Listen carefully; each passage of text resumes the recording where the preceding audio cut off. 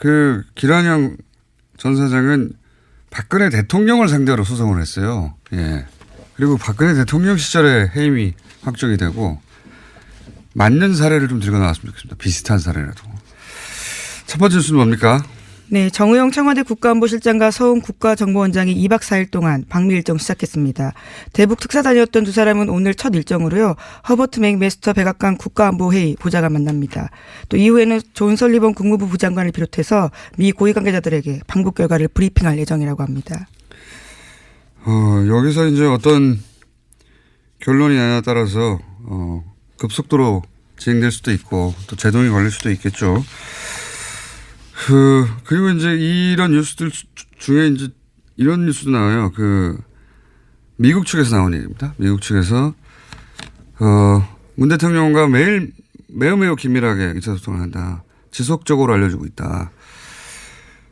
문재인 대통령의 경우 이제 이전에 두 번의 정상회담 그리고 그 중에 한 번은 아예 본인이 사실은 깊숙이 개입을 직접 목격했던 사건이고요. 그래서 뭘 조심해야 되는지, 같은 우를 범하지 않기 위해서는 뭘 해야 되는지 굉장히 고민이 많을 거예요. 예. 이게 실패할 가능성을 최소화하기 위해서 미국에 지속적으로 모든 정보를 단계별로 공유하려고 하겠죠. 네, 렉스 틸러슨 미국 국무장관이 밝힌 바입니다. 틸러슨 장관은 현재 아프리카 순방 중이어서 만나지 못하고 있는데요. 이와 관련해서 긍정적인 이야기들을 했습니다. 북한이 미국과의 비핵화 대화 의지를 표명한 것과 관련해서는요. 기자들에게 긍정적 신호로 평가한다라고 이야기하고 또 트럼프 대통령이 언급한 대로 남북 간 대화를 통해서 잠재적으로 긍정적인 신호들이 북한에서 오고 있다라고 평가했습니다.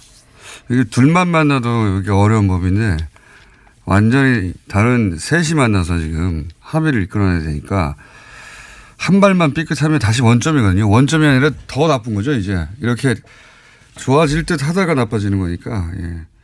네, 거기서 문재인 대통령이 역할을 많이 하고 있다고 이야기를 직접 한 겁니다. 살얼음을 걷는 기분일 겁니다. 지금 이 사안들을 진행하고 있는 사람들은. 자, 그런 일이 벌어지고 있고요. 다음 뉴스는요.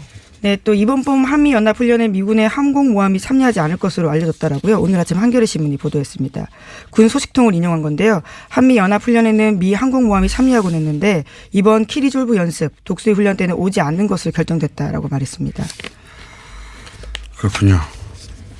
네, 이례적인 상황이라고 그렇죠. 합니다. 미국에서도 이 시점에 굳이 긴장을 더 강화하는 건 원하지 않겠죠. 네. 네, 다만 이 소식통에 따르면요. 미군은 전략자산의 훈련 참여 여부는 오래전에 결정된 거라서 이번에 최근 정적 이유는 아니다라고 밝히고 있다고는 합니다.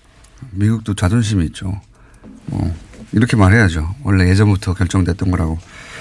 어쨌든 이 시점에서 긴장을 미국 입장에서도 강화할 이유가 없기 때문에 훈련을 하되 항공모함은 참여하지 않는다. 이 정도 뉴스가 나오고요.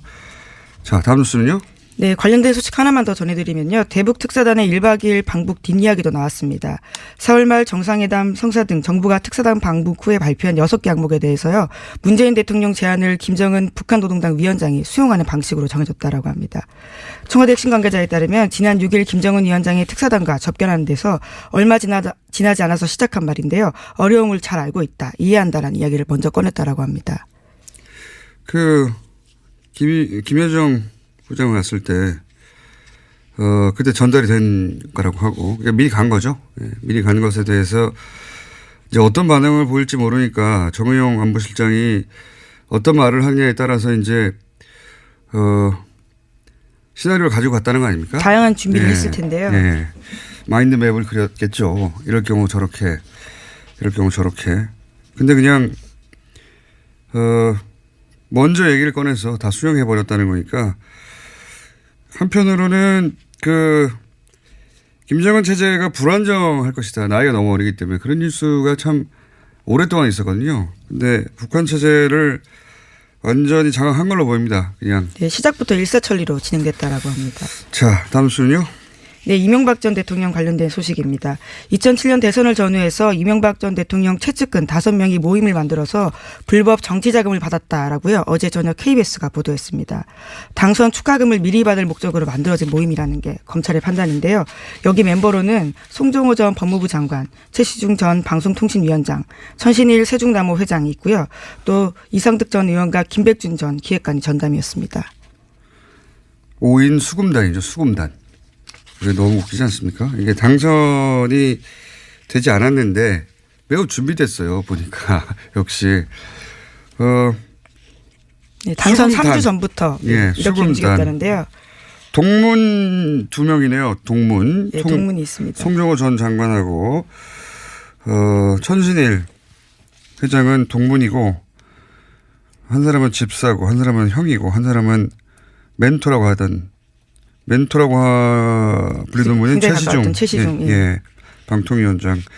역할 분담을 해서 이제 여러 군데서 돈을 동시다발로 받았다는 거 아닙니까? 네, 예. 인맥을 활용해서 돈을 낼 기업체를 골랐고요. 그런 다음에 개별적으로 수금을 해서 전담 마크했다라고 합니다. 예. 이때 이제 뉴욕 자가가 등장하는 거고요. 그 외에 뭐 대버그룹, 성동조선해양 이런 등장하는데 재벌급이 아니다 보니까 처음 듣는 회사들이 대버그룹이나 성동조선해양은 어떤 회사입니까? 네, 다들 그래도 중견 회사입니다. 그래서요, 우리가 흔히 휴게소라고 알려져 있는 휴게소에 굉장히 많은 것들을 가지고 있고요. 휴게소. 예. 대버그룹이 그런 네, 거요? 건설사이기도 합니다. 성동조선해양도 분야에서 중요한 그렇죠. 회사군요. 예. 뉴욕 자가만 아니네요. 네, ABC 상사도요, 나름의 그 자리에서는 굉장히 중견기업으로 자리 잡은 곳이라고 합니다. 이게 무시하는 게 아니라 이게 돈을 미리 준비해서 받을 정도의 규모는 아니지 않습니까? 네, 그래서 2억 원 건넸다라고 현재까지 나와 있는데요. 저는 이 중기업 혹은 뉴욕 자가를 운영하던 이런 정도의 규모에도 사전에 돈을 받았는데 이 뉴스를 보면 재벌들은 어떻겠는가. 예. 당연히 생각하지 않을 수가 없죠. 예. 돈을 그들이 비교할 수 없을 정도 많은데요. 네, 현재 문건이 나온 게 이 정도이거든요. 그렇기 때문에 그 이상도 분명히 있을 거라고 추정이 가능합니다. 그렇겠죠. 예. 자, 다음 뉴스는요? 네, 이명박 전 대통령의 검찰 소환 조사가 이제 일주일도 채 남지 않았습니다. 앞서서 굉장히 불러야 될 사람이 있는데요. 박영준 전 지식경제부 차관입니다. 그런데 현재 검찰 소환에 불응하고 있다라고요. 어제 저녁 MBC가 보도했습니다. 검찰에서 오는 휴대전화 연락 모두 거부하고 있다라고 하는데요. 현재 검찰은 박 전 차관의 소재를 파악하는 데 주력하고 있다라고 합니다. 굉장히 중요한 인물이죠. 예. 포스코를 비롯해서 자원해결을 비롯해서 굉장히 중요한 인물이고, 근데 이 박영준 전 차관이 오지 않더라도 혐의 입증은 가능하다고 이제 검찰은 판단하고 있는 것 같고. 네, 자신하고는 있지만요. 대선 당시에 아까 말씀드렸던 그 5인 네트워크에서 이상득 전 의원이 모금한 돈을 사용하는 데 관여했다는 의혹을 받고 있습니다. 이상득 전 의원 비서관 출신이니까요. 자, 다음 뉴스는요? 네, 이명박 전 대통령이 다스에서 만든 비자금 중에서 수십억 원을 2007년 대선에 사용했다라고요. 오늘 아침 한국일보가 보도했습니다.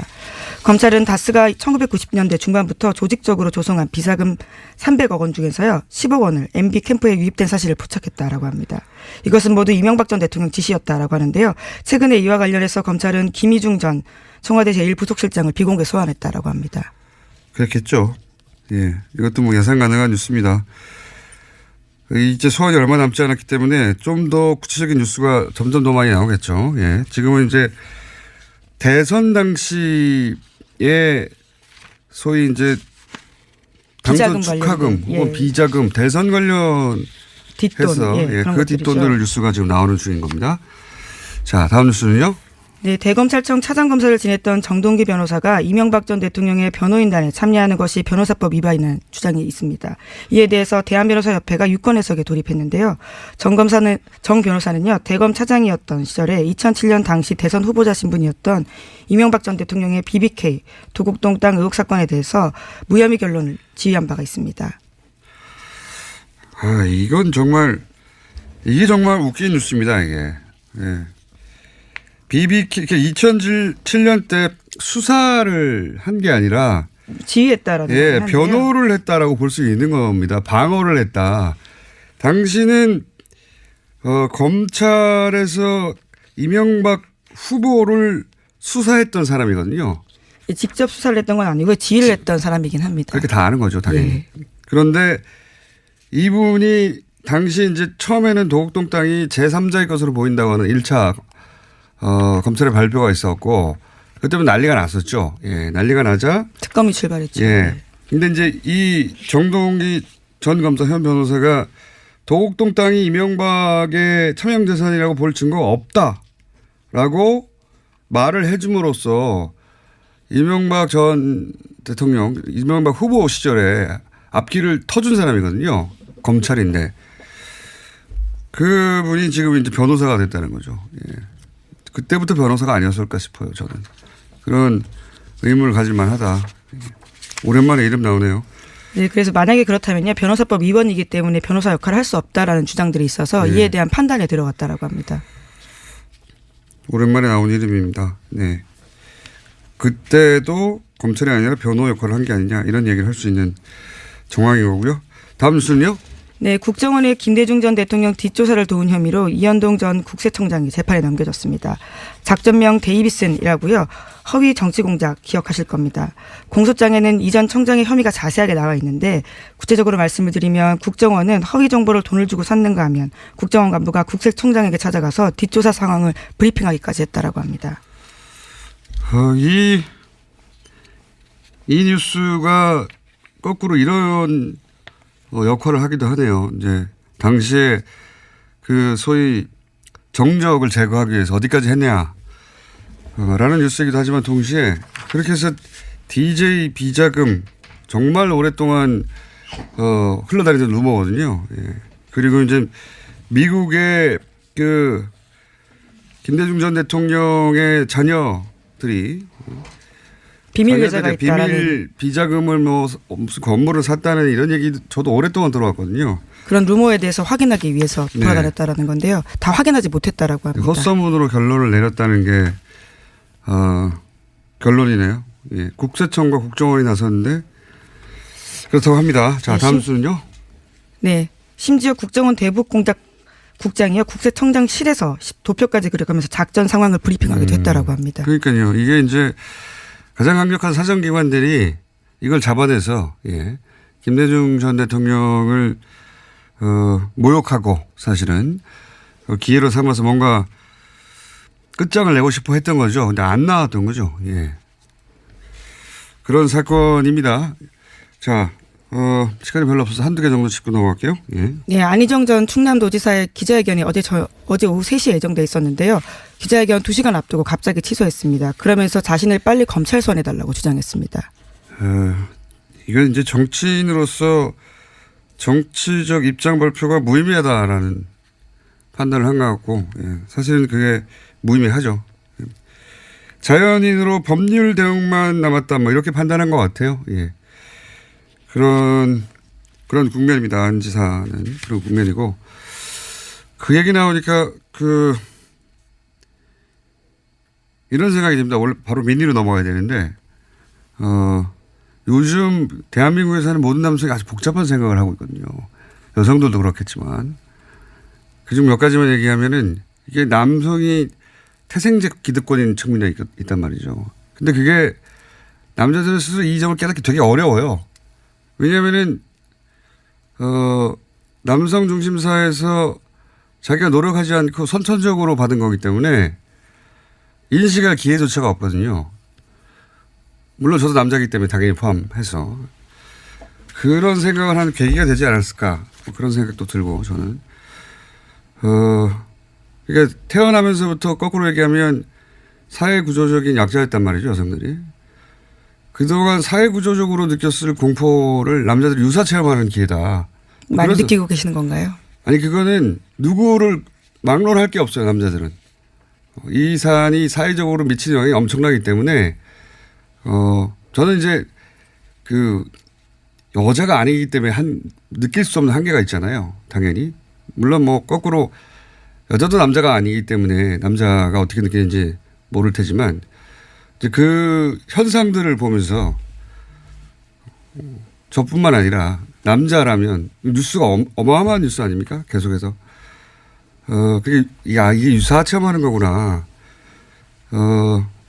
그러니까 인류 역사에서 굉장히 근본적이고 가장 오래된 선천적으로 불균형했던 젠더 문제가 이런 식으로 균형을 잡아가는 매우 드문 기회다. 뭐 그런 생각도 하고요. 이런 생각을 할 기회 자체가 남자들한테 없거든요. 기본적으로. 왜냐하면 주어진 거였기 때문에 그런 생각할 기회 자체가 없는 거예요. 미투가 가져온 성과가 있다면 평소 그렇게 생각할 필요가 없는 부분을 생각하게 하는 거죠. 예. 그 외에 다른 얘기를 하면 또 논란이 되기 때문에 저는 일단 여기까지만 얘기하고 그런 얘기를 할 때가 되지 않았냐. 그러니까 이게 미투가 가져온 폭로, 가해자에 대해 집중하고 또 피해자가 보호받고 이것도 중요한데 좀 근본적인 얘기도 좀 나왔으면 좋겠어요. 예. 물론 이 과정에서 남자들도 억울한 면이 있다고 말하고 싶은 욕망을 느껴요. 네. 그래도 예. 굉장히 지금 피해자 중심적으로 지금 이야기들이 돌아가고 있는 상황이기 때문에요. 그렇죠. 예. 근데 그거는 또 이런 측면도 있습니다. 무서워서 그런 것도 있어요. 무서운 것도. 예. 2차 가해가 굉장히 지금 위험한 문제들이 있기 때문에. 그러니까요. 예, 예. 예. 이 이야기는 여기까지만 하죠. 제가 남자이기 때문에 가진 한계가 또 있어서. 예. 거꾸로 여성들도 이 지점에 대한 얘기를 할 필요가 있는 것 같아요. 예. 제가 가진 한계는 여기까지니까 여기까지만 얘기하고 다음에 또 따로 시간 한번 만들어 가지고 그런 종류 얘기를 해야 될 때가 아닌가. 자, 그렇고 오늘 저희가 미니를 하나 준비했습니다. 갑자기 튀어나온 뉴스죠. 예, 제목만 읽어주십시오. 네. 지난 2016년 탄핵 촛불 집회 당시에요. 군 당국이 시위대가 청와대로 진입할 경우를 대비해서 군 병력을 투입하는 계엄령이나 위수령까지 검토했다는 주장이 나왔습니다.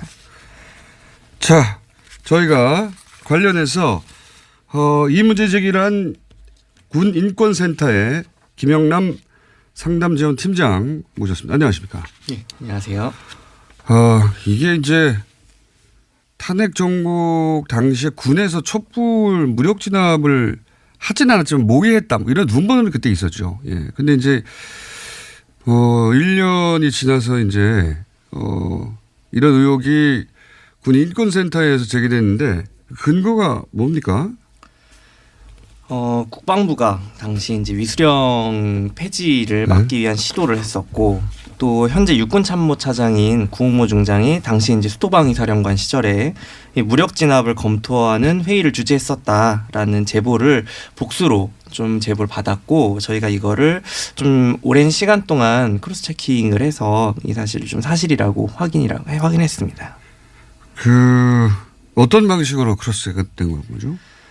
복수로 제보를 받았기 때문에 복수로. 예, 서로의 얘기가 얼마나 맞아 들어가는지를 좀 크로스 체킹했었습니다. 좀 구체적으로 말씀해 주십시오. 제보 내용과 당시에 이제 구홍모 중장 지금 육군참모차장인 이 수방사령관이 실제 회의를 주재를 했었다고 하고요. 회의를 주재했는데 이 탄핵 기각이 될 경우에 소요가 발생할 수 있기 때문에 병력을 투입시킬 계획에 대해서 준비하는 이 회의를 주재했었다고 하고 실제 국방부 내에는 당시에 탄핵이 기각될 가능성이 높다라는 좀 그런 분위기가 굉장히 만연해 있었다고 합니다. 그러니까 탄핵이 기각되면 군을 투입한다. 한마디로 말하면 그거네요. 네, 그렇습니다. 그런데 그거보다 더 나아가서 탄핵이 기각되기 전에 군을 투입한다. 이런 얘기가 제보가 된 건 아니죠. 네, 그 부분은 이제 어제 그 MBC에서 또 보도가 된 부분이 있는데요. 특전사가 이제 대기를 하고 있다가 청와대로 시위대가 진입하면 병력이 투입되는 것에 대해서 또 검토가 있었다라는 또 이야기가 추가로 어제 나왔습니다. 추가로 나온 얘기는 청와대 앞쪽까지 가면 청와대로 진입을 하게 되면 그 앞에 이제 마지막 경찰 라인이 뚫리면 군인이 나간다. 특전사가 투입되는 것에 대해서 이야기가 됐었다라는 또 제보가 굉장히 루머가 아닌 거네요. 당시 그런 루머가 있었고 그 민주당에서 이제 공개 경고를 하기도 했죠. 그런 생각하지 말라고. 근데 이제 뭐 진위를 파악할 수 없으니까. 진위가 아니라 그 저간의 사정 왜 그런 말을 하는지 파악할 수 없으니까 넘어갔는데 혹시 이거 자체를 반박하는 제보는 없습니까? 믿고 싶지 않을 정도의 뉴스인데. 특전사 투입하고 뭐 군이 무력 진압을 하면 이거는 인명 사고가 나죠. 당연히. 예, 그렇죠. 군인데. 이게 실제로 충격적인 뉴스네요. 그럴 리가 없다라는 반응이 또 예. 어제 많이 나왔었는데요. 저희가 예. 폭로를 한 이후에 예. 그 이후에 또 어제 기자회견을 진행하고 저희가 추가로 또 제보가 된 내용이 예. 이 당시에 구홍모 중장이 구체적으로 회의 당시에 했던 멘트나 이런 것들 그리고 또 지시의 대상 이런 것들이 어제 좀 제보가 됐습니다. 구체적이네요. 예, 구체적인 부분인데요. 구홍모 중장이 당시에 수방사 참모들에게 이 탄핵이 기각이 되면 네. 촛불을 진압해야 되니 병력 투입 준비를 검토를 해라라는 지시를 했고요. 그렇기 때문에 지금 이게 사실이냐 아니냐를 확인하려면 당시에 수방사 참모로 근무하던 사람들을 조사하면 명백하게 다 드러날 일이다라는 것을 확인할 수 있습니다. 그럼 이런 제보 이게 대단히 그 구체적인 내용이니까 이런 네. 제보를 한 사람은 적어도 그 회의 자리에 있었다는 얘기네요.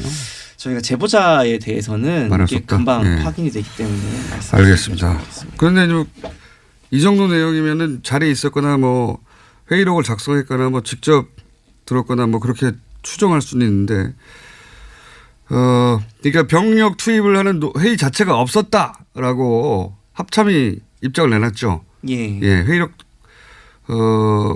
회의록에 있다 손치더라도 이런 내용을 회의록에 남겼을지는 모르겠어요. 예, 저희도 회의록이 네. 뭐 없을 가능성도 충분히 있다고 보고 있고 이 합참은 사실 병력 투입을 논의한 회의 자체가 없었다라고 입장을 내는 게 틀린 말은 아닌 것이 회의는 수방사에서 있었던 거지 합참에서 있었던 건 아닙니다. 그렇기 때문에 수방사에서 어떤 회의가 진행이 됐었는가에 대해서 좀 더 확인을 해볼 필요가 있다라는 좀 입장입니다. 저희는. 굉장히 충격적인 내용이네요. 이거 군이 자체적으로 스스로 군을 투입할 회의를 했다는 거는 구테타거든요. 그냥 예, 친위 쿠데타라고 좀 볼 수가 있죠. 친위 구테타죠. 이건 군이 왜 이런 고민을 합니까? 당시 대통령 대행도 있고 예. 대통령만 직무를 수행하지 못했을 뿐이지 시스템으로 돌아가고 있는데 왜 군이 이걸 나섭니까? 실제로 어제 뭐 나온 얘기 중에 청와대 진입 시 특전사 투입 검토도 있었다고 하고 수방사에서 이런 회의를 했다고 하는데 이 수방사하고 특전사하고 또 기무사는 이 쿠데타 방지 임무를 실제로 가지고 있는 부대들입니다. 근데 이 쿠데타 방지에 관련돼서는 청와대 경호실이 또 원래는 관리를 하게 돼 있는데요. 그렇다면 이 회의에 수방사에서 열린 회의에 연관이 돼 있는 사람은 어디까지인가 또 보고는 어디까지 됐는가도 차후에 충분히 밝혀내야 될 부분이라고 좀 보고 있습니다. 이 위수령 얘기가 나오는 건 왜 그렇습니까? 위수령 관련해 가지고. 현재 이 탄핵 소추안이 그때 가결이 된 이후에 예. 이철희 의원실에서 예. 당시에 그 계엄령이나 이런 논의들도 네. 많이 그 경고가 되고 했던 뭐 상황이기 계엄령 얘기도 막 때문에 나왔죠. 예. 근데 위수령 얘기가 왜 나오죠? 위수령을 폐지하는 것에 대해서 국방부에 질의를 합니다. 2차례. 네. 그거에 대해서 이 위수령은 주무부서가 합참이기 때문에 합참에서 국방부로 보고를 하게 돼 있거든요. 질의 회신을 하려고. 예. 그때 위수령을 폐지하는 방향으로 검토를 해야 된다라고 보고를 했더니 국방부에서 당시 한민구 전 장관이 위수령 존치로 다시 검토를 해라라고 2번 내려보내는 일이 생깁니다. 요거는 아마 문건으로 내부에 확인을 할 수 있을 거라고 보는데요. 그러니까 이 위수령을 근거로 해서 병력을 동원할 수 있기 때문에 예, 그렇죠. 예. 계엄령 같은 경우는 위수령과 다르게 국회 동의가 필요하거든요. 네. 국회에서 해제할 수도 있는 거고 네. 근데 위수령은 대통령령이기 때문에 대통령이 이 병력 동원에 대해서 인가하면 그 국회에 굳이 뭐 동의나 해제 절차나 이런 것들이 없어서 통제가 불가능한 영역입니다. 그렇기 때문에 이 위수령은 이전에 박정희 정부에서도 그 독재 정권 정권 연장을 위한 이런 수단으로 되게 악용이 되었던 부분이거든요. 그렇겠죠. 예. 네. 당연히 그러니까 그 대통령이 국회 동의 없이 병력을 동원할 수 있는 법적 근거가 위수령이기 때문에 네. 위수령을 근거로 해서 군이 투입될 수 있다. 예, 그렇죠. 예, 그런 상황이었던 것 같고요. 그리고 이 이야기를 당시 수방사령관이 회의를 주재해서 논의를 하고 있었다. 수방사령관이 실제로 이런 내용들에 근거해서 무력 진압이나 또는 병력 투입에 대해서 얘기한 것인데 이거에 대한 근거가 될 수 있는 건 위수령밖에 당시 없었고 그렇기 때문에 이 두 위수령 폐지를 반대하는 것과 국방부가 관련 있는 거 아니냐. 회의를 주재한 것에 연관성이 있을 수밖에 없다라고 좀 보고 있습니다. 이 두 갈래로 앞으로 조사를 해야 되겠네요. 하나는 이 위수령을 근거로 누군가가 군을 동원하라고 수방사령관에게 지시하였거나, 그죠? 혹은 그게 아니라면 당시 수방사령관, 구홍모 중장이 자체적으로 이런 판단을 하였거나, 둘 중에 하나밖에 없잖아요? 네. 그러니까 둘 다 엄청난 일인데, 이게 근데 조사만 가지고 밝혀지겠습니까? 이 당사자들이 지금 현역 아닌가요?